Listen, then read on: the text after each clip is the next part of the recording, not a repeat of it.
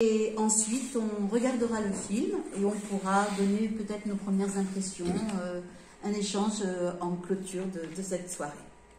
Voilà. Donc je suis pas très...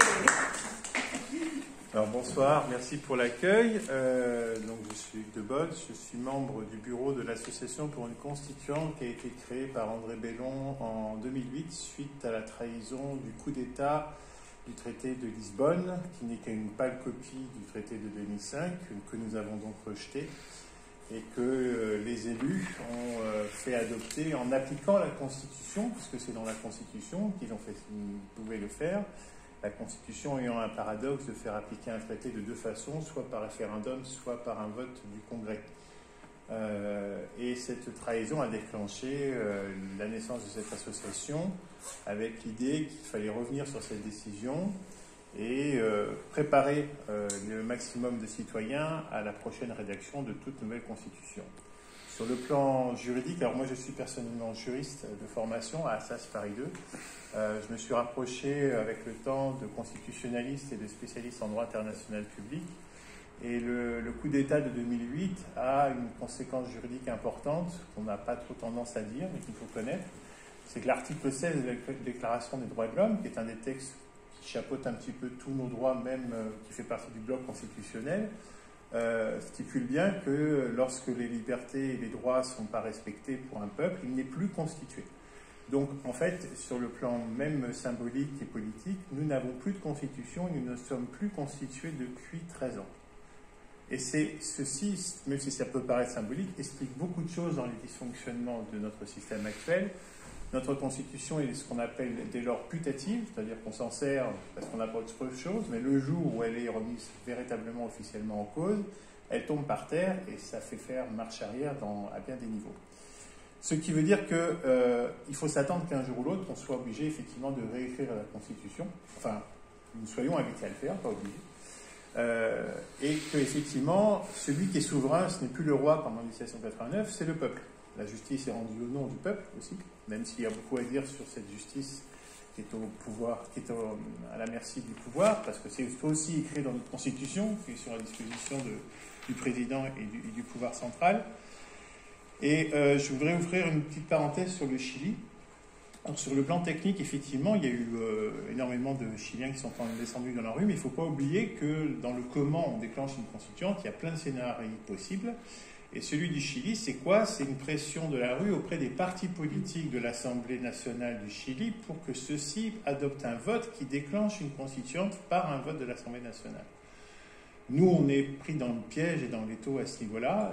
La grande leçon des moments constituants du passé dans la France depuis 1789, c'est que, grosso modo, il y a toujours eu un événement qui a fait tomber le pouvoir exécutif. Souvent des événements internationaux. Guerre d'Indochine, guerre d'Algérie, Seconde Guerre mondiale, la défaite de Napoléon III en 1871, etc., etc. Donc ça, c'est aussi une interrogation à avoir. Comment pouvons-nous arriver à faire tomber ce pouvoir en place qui nous fait tant de mal? Est-ce qu'il n'y a pas un moment de résistance qu'il va falloir faire restaurer? Nous, on y travaille déjà depuis 2 ans. Mais en tout cas, pour revenir sur l'association pour une constituante, le travail, c'est d'armer, alors ça c'est une petite phrase qu'on a trouvée dans le bureau, l'objectif, c'est d'armer les citoyens politiquement pour que la prochaine constitution, ça soit eux qui se l'écrivent et non pas des experts ou des techniciens, voire même des élus venant des partis politiques, comme ça s'est souvent passé dans le passé. Et pour cela, il faut parcourir le pays, il faut aller voir les citoyens. Il y a beaucoup de gens qui se bougent déjà, qui s'interrogent. Effectivement, le mouvement des Gilets jaunes, on est des Gilets jaunes, on est aussi à la base. On travaillait sur ces questions-là. C'est une très bonne chose, le RIC. Simplement, ce n'est pas ça qui va déclencher une constituante. Par contre, c'est un très bon outil d'éducation populaire et de prise de conscience. Effectivement, lire la Constitution et même la Déclaration des droits de l'homme, qui n'ont que 17 articles, c'est essentiel parce que ça explique beaucoup de choses. Et notamment, le préambule de la Déclaration des droits de l'homme, qui explique la petite phrase magique que j'adore, parce qu'on a un ami avocat qui nous l'a rappelé il y a quelque temps. L'oubli, l'ignorance ou le mépris de nos droits fondamentaux sont les seules causes de nos propres misères publiques et de la corruption de nos gouvernants. Et effectivement, avant de se demander quand et comment une constituante pourrait être déclenchée et quand et comment on pourrait écrire de nouvelles règles collectives, il y a ce préalable. Il faut effectivement connaître les règles en place, les lois, les fonctionnements, même que les décrets par rapport aux amendes, d'autorisation de sortie, de manifester, de se réunir, etc. Et il y a aussi la question, Nathalie l'a soulevé, de savoir pour quelle société on veut. Quel type de justice? Comment contrôlons-nous nos dirigeants? Quelles institutions nous voulons et pourquoi faire? Où se place l'État régalien par rapport au travail des communes et du local? C'est l'action que les Gilets jaunes nous avons remis au bout du jour, la démocratie locale et la proximité, etc. Donc, en rencontrant d'autres mouvements comme la dynamique populaire, le MCP, les ateliers des Antivirus, des Tchenchoir, etc., il a émergé une idée au sein du bureau de la PUC qui a fait le lien avec d'autres personnes qui n'étaient pas forcément d'accord avec la PUC et qui ont trouvé comme terrain d'entente que l'idée c'est d'ouvrir des ateliers utopiques. Qu'est-ce que c'est un atelier utopique? C'est justement des moments de rencontre où on discute de quelle société on veut. Parce que écrire les règles d'une constitution au sein d'une constituante, c'est une chose, mais c'est pour écrire les règles du jeu de quel type de société. Parce que vous pouvez très bien modifier, améliorer, réformer la Ve République, vous reprendre la Troisième, la Deuxième, donc peu importe, mais ça correspond à un certain type de société de l'époque, du moment où elle a été écrite. Donc il y a une grosse interrogation de savoir si on veut une république sociale, si on veut une république libérale, si on veut une démocratie directe pure, si on ne veut pas d'État, si on veut d'État, etc., etc. C'est un gros travail qui demande la réflexion dès à présent. Trouver les règles constitutionnelles qui s'appliqueront à ça pour entourer le papier cadeau, ça sera quelque chose qui se fera à un moment donné ou à un autre parce qu'on aura toujours des idées. Mais la grosse interrogation, c'est effectivement de se demander dans quelle société on veut vivre et comment elle doit fonctionner. Voilà. Je précise aussi que du coup, nous en tant que Gilets jaunes, en tant que résistants dans l'âme aussi, avec le comité juridique dont je fais partie, qui s'appelle symboliquement le comité juridique Jean Moulin, on a défendu dès le début les mutilés des Gilets jaunes avec les LBD. C'est notre travail qui a fait qu'on a commencé à en parler à la télé alors qu'ils n'en parlaient pas. C'est des vidéos qu'on a diffusées assez polémiques où on a dénoncé l'absence des RIO, l'utilisation de l'IF4. Un de nos avocats a participé à la co-rédaction du mémoire qui a fait que du coup Castaner ne pouvait plus importer les LBD de Suisse.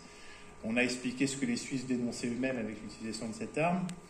Et donc le comité juridique, en rencontrant l'association pour une constituante, parce qu'on s'est dit d'où viennent tous ces problèmes? D'où viennent tous ces problèmes? Leur racine est bien quelque part, ça vient de notre règle collective. En grattant le mot constitution, constituante sur Internet, on finit par tomber sur l'association pour une constituante. À l'époque, tout le reste n'existait pas ou était plutôt à l'état mort.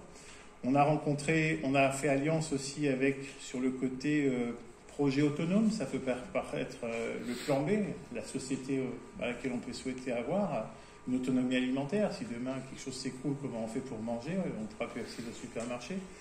Donc on travaille aussi avec tous les projets autonomes alimentaires qu'il y a en périphérie et en province ou dans les villages.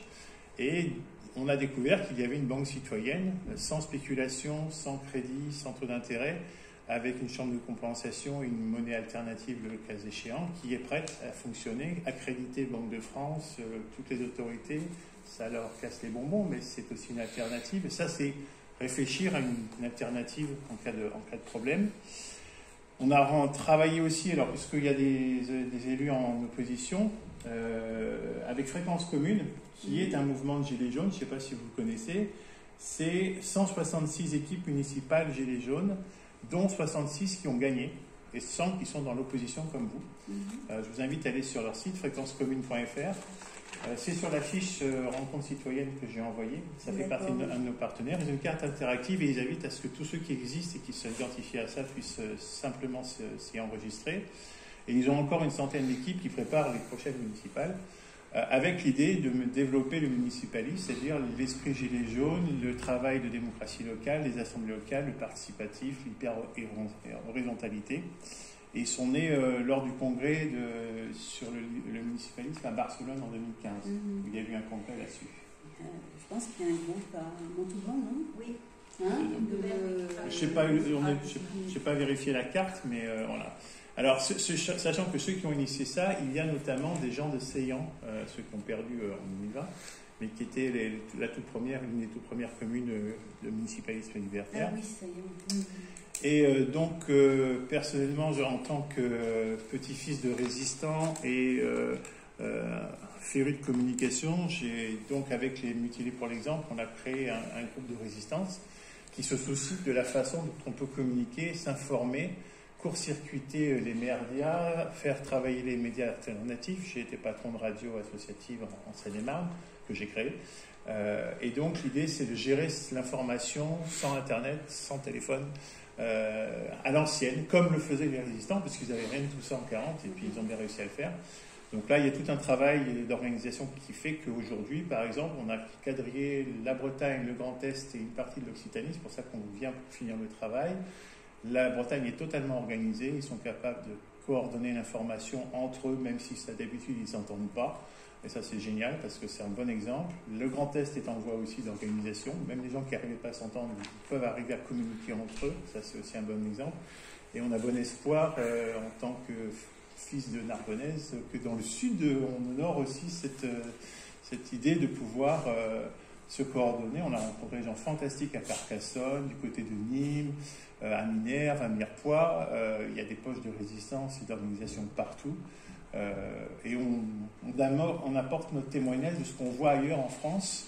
Et on n'est pas loin de la situation de ce qui se passait en 40, où il y avait beaucoup de mouvements de résistance locaux organisés, mais avec ce sentiment de ne pas savoir ce qui se passait à côté et comment on pouvait créer des passerelles. Notre travail via l'association constituante, c'est de profiter du déplacement pour créer des passerelles et faire témoigner de ce qui se passe ailleurs. Voilà. En tout cas, pour s'y revenir de la Constitution et la Constituante, on peut revenir sur ce point-là, simplement par rapport au thème de la soirée du sujet. J'ai réfléchi à l'histoire de l'engagement. De l'engagement citoyen. Alors moi, je suis engagé depuis l'âge de 16 ans, avec des grosses exceptions sur la démocratie directe de ma ville de naissance, où j'étais au Parti Socialiste avant Gauche Caviar, jusqu'à ce qu'elle arrive, et là, je me suis barré très tôt. Je crois que, enfin, c'est qu'un avis personnel qui n'engage que moi. Je pense qu'un engagement fait qu'on sort de la maison et on va faire quelque chose lorsqu'on vit une injustice ou qu'on constate une injustice. Je pense que c'est sans doute peut-être ce que va dire le film, ce qui s'est passé en 40. C'est ce qui fait qu'on est sorti avec les Gilets jaunes. C'est ce qui fait qu'on a créé une communauté juridique pour défendre les citoyens. Je pense qu'à partir du moment où on a un ressenti d'injustice, et quelle autre injustice sur le plan collectif que cette trahison de 2005 et 2008. Est-ce que le mot injustice ne serait pas la passerelle entre l'engagement et puis l'action? Voilà, interrogation d'engagement et puis l'action. Donc ça reste une question. Une question avec un point de vue très, très soutenu. Oui. Voilà. Oui. Mais c'est vrai que je suis quand même toujours très, très surprise de voir quand des fois on échange et puis finalement on voit, tiens, tel monsieur de tel mouvement, et finalement on s'aperçoit qu'il y a énormément de petits collectifs, de plus grands collectifs, énormément de personnes qui sont quand même dans la réflexion, avec des propositions. Et je ne sais pas si c'est aussi le mouvement des Gilets jaunes a aussi, je dirais, accentué cette envie de reprendre quelque part une place en tant que citoyen acteur. Je citerai André Bellon, qui avait dit dans une assemblée, je ne sais plus où, dans le sud de la France, je me demande si c'est pas vers Montélimar, un peu comme ça, où en fait, il a dit cette phrase qui, à mon avis, résume pas mal la situation. Le mouvement des Gilets jaunes a remis au goût du jour, a réinstauré la notion de peuple. Le peuple qui descend dans la rue et qui ne se tait plus et qui parle et qui dit ce qu'il a à dire et qui s'exprime. Alors, chaotique, bordélique, sans mettre du temps, sans prise de parole organisée, parce qu'on avait tellement de choses, c'est de la cocotte minute était là depuis des années, et il a fallu que ça monte. La première année était un petit peu chaotique, peut-être pour certaines zones encore plus, tout autant en deuxième année. Dans d'autres zones, on peut vous garantir et témoigner que non, ça s'est canalisé, ça s'est bien organisé. mais c'est surtout l'idée de pouvoir prendre la parole, de discuter, de réfléchir. D'ailleurs, les ronds-points, c'est quoi, hein? C'est des gens de droite, de gauche, d'extrême droite, d'extrême droite, on s'en fout des étiquettes, on est là pour discuter, pour rencontrer, pour se raconter nos histoires, et pour reprendre la parole, celle qu'on nous a coupée et qu'on a canalisée à la télévision avec le tube qui marche dans un sens unique. Voilà. Donc, discuter, le débat, la démocratie, les échanges, c'est long, ça demande du temps, mais on a tout le temps. Et pas tant que ça. Mais pas tant que ça, parce qu'il y a des échéances aussi. Et ces échéances, moi, départementales, régionales, on n'en parle même pas, comme si c'était tellement loin de nous. Je trouve ça assez incroyable. Mais les présidentielles 2022, c'est demain, quoi. Et on va se retrouver avec quoi? On est déjà en train de, je dirais, vulgairement, parce que des fois, j'ai vraiment bourrer le mou au peuple pour leur dire que vous n'auriez pas le choix. Il y aura Macron ou Le Pen. Et ça, franchement, je me dis aujourd'hui, moi, mon but aujourd'hui, si je rejoins, bien sûr, le groupe de Chantal, enfin, le groupe de Chantal, le groupe des Gilets jaunes avec Chantal, avec Chantal, et puis même le groupe qu'on était, si je me suis intéressée à Thames aussi, parce que je le dis maintenant ce soir ouvertement, c'est parce que je trouve qu'on a aussi tous un rôle à jouer et de savoir vers quoi on doit aller. Et on ne doit pas rester ignorant. Tout le temps, on doit se renseigner. Moi, j'ai appris énormément en très peu de temps, et peut-être même depuis que je suis sur Moissac. Et je me dis qu'on devrait tous avoir cette démarche-là un jour ou à l'autre. Mais il y a le pouvoir des médias, des grands médias. Il y a le pouvoir du bourrage de crâne. Il y a le pouvoir aussi de la consommation. On a mis les gens dans le surendettement. On ne veut toujours pas voir ces gens qu'on appelle les invisibles, ces pauvres gens, des gens qui vivent encore dans leur voiture ou qui vivent avec vraiment rien. Hein. On disait qu'il y avait plus de presque 2/3 de la population des travailleurs qui ont 900 € par mois, voire 700 € par mois. Aujourd'hui, comment on peut vivre avec cette somme-là? Je veux dire, il y a quand même aussi, alors on parlait d'injustice sociale, oui, mais pas que l'injustice sociale. Aujourd'hui, ça peut toucher tout citoyen lambda qui a le droit de le dire haut et fort, mais aussi, pour le dire haut et fort, c'est vrai qu'il faut maintenant au niveau du mouvement des Gilets jaunes, qu'on se structure, qu'il y ait des choses qui se passent, et que ceux qui ont des grandes gueules, comme dans le sud-ouest, il y a quand même pas mal de grandes gueules, eh bien qu'on puisse s'entendre et s'écouter, et se dire, voilà, moi j'ai à apprendre. Moi j'ai beaucoup appris, pourtant j'ai été déçue de l'élection sur Moissac, mais en me mettant dans ce que je croyais légitime et dans mon droit, parce qu'il y a eu des réunions publiques, j'estimais que je prenais une place de citoyen acteur. Et ça, j'aimerais que ça se duplique, qu'on en prenne tous conscience. Mais ici, je suis sûre que si vous êtes là ce soir, c'est parce que vous êtes déjà conscient de ça. Et que, voilà, et on doit encore franchir beaucoup d'étapes pour que, voilà. Sur 2022, il n'y a plus qu'à 2 positions très claires. Non à la présidentielle, oui à la constituante, comme au Chili. La présidentielle, c'est le problème. Et comme dit très justement André Bellon, pour paraphraser Einstein, on ne règle pas un problème avec sa cause. Donc nous devons considérer que ce n'est pas là qu'on aura la solution, c'est une conviction. On peut toujours tenter le coup, mais à la rigueur, même si les jeux sont déjà faits à l'avance, qu'est-ce que ça changera? La pièce de théâtre existe depuis 40 ans, 50 ans, et ça n'a rien changé. Alors, laissons-leur jouer leur pièce de théâtre, jouons-y si on veut, mais nous n'ayons pas d'illusions. Ce qui fera qu'on réglera ou qu'on pourra commencer à régler ces problèmes, c'est pas en continuant avec ce qui existe, c'est avec quelque chose de nouveau. Voilà. Je laisse la parole aux questions, au public. François, tu peux dire quelque chose? Oui, moi je peux dire un mot. Je voulais juste compléter ce que disait Nathalie et réagir sur le fait que vous disiez on a le temps, mais moi je trouve qu'actuellement il y a beaucoup